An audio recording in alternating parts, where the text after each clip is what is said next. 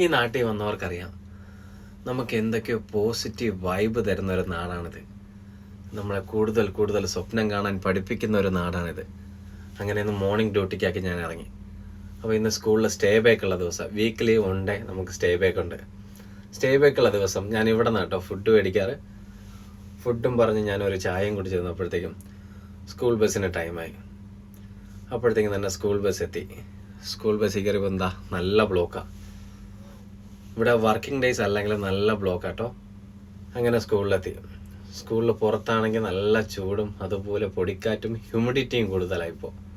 അങ്ങനെ കുടിക്കാനുള്ള വെള്ളമായിട്ട് നേരെ ഗ്രൗണ്ടിലോട്ട് സെലക്ഷൻ്റെ ബാക്കി നടത്തണം. അങ്ങനെ സെലക്ഷൻ നടന്നുകൊണ്ടിരിക്കുക. അപ്പോഴത്തേക്കും ബ്രേക്ക് കിട്ടിയപ്പോൾ നേരെ സ്റ്റാഫ് റൂമിൽ പോയി ഫുഡ് കഴിക്കാൻ തുടങ്ങി. ഫുഡും കഴിച്ചിട്ട് വീണ്ടും ഗ്രൗണ്ടിലോട്ട്.